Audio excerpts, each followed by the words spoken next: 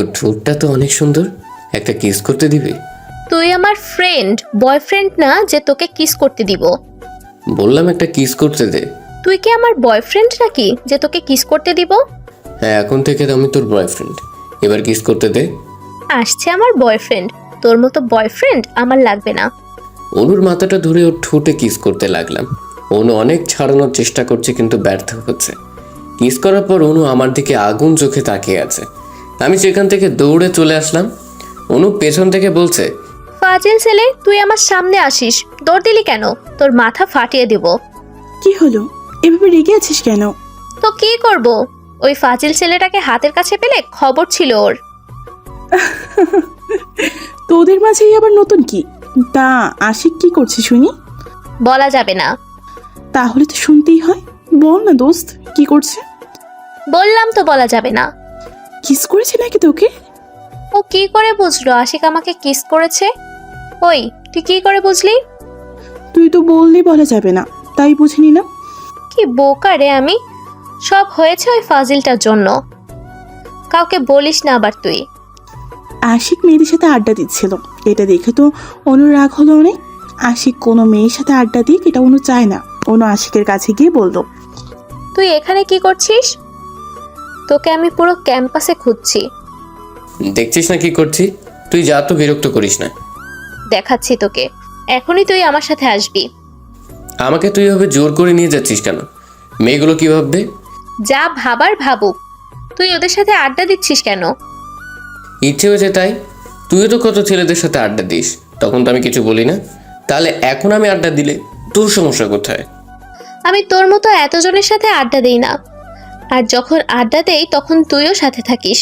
কিন্তু তুই তো একা একা মেয়েদের সাথে আড্ডা দিস। আমার সমস্যা হয়েছে বলেই তো তোকে নিয়ে এসেছি। আর কখনো ওদের সাথে আড্ডা দিবি না। দিব আড্ডা, তোর কি? আমি তোর কে যে তোর কথা শুনবো? আশিকের কথা শুনে মন খারাপ হয়ে গেল। ওকে ছেড়ে দিয়ে বললাম, যা তুই ওদের সাথে আড্ডা দে। আমি কলেজ থেকে চলে আসলাম। সারাদিনে আর রুম থেকে বের হইনি। রাতে আম্মু এসে বলল, আশিকের আব্বু আম্মু এসেছে, তুই এখনো রুম থেকে বের হচ্ছিস না কেন? তারা কেন এসেছে? তাদের না আমরা দাওয়াত দিলাম, এর ভেতরেই ভুলে গেলি? তুমি যাও, আমার ভালো লাগছে না। কিছুক্ষণ পর অনুকে কোথাও দেখছি না। আন্টি রাইসা কোথায়? ওর নাকি ভালো লাগছে না, তাই রুমে আছে। কলেজ থেকে এসে আর রুম থেকে বের হয়নি।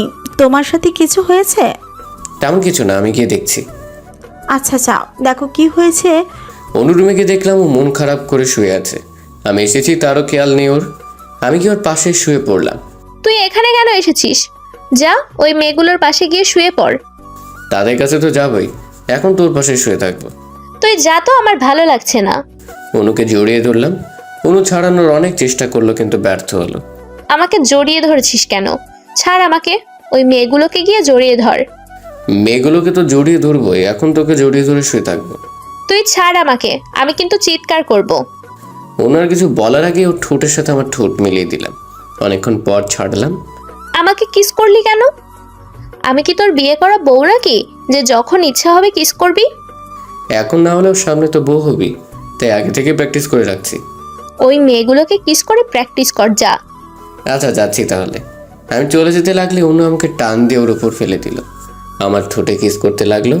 অনু পাগলের মতো আমার ঠোঁট গলায় মুখে কিস করতে লাগলো। আমি অনুর সাথে রেসপন্স করতে লাগলাম।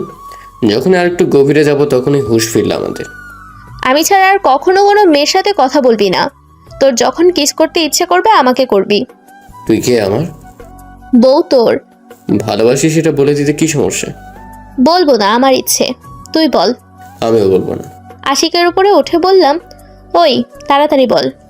আচ্ছা বলছি, নাম এখন সবাই দেখে ফেলবে। দেখুক, তুই এখন বল। বলছি তো। বল। ভালোবাসি তোকে। আমিও।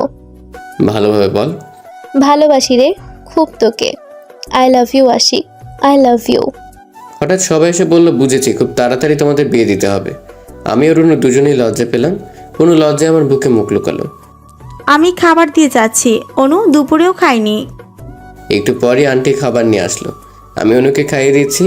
একবার ওকে খাইয়ে দিয়েছি, একবার ওর ঠোঁটে কিস করছি। ম্যাডামকে কষ্ট দেওয়ার জন্য এটাই নাকি শাস্তি আমার?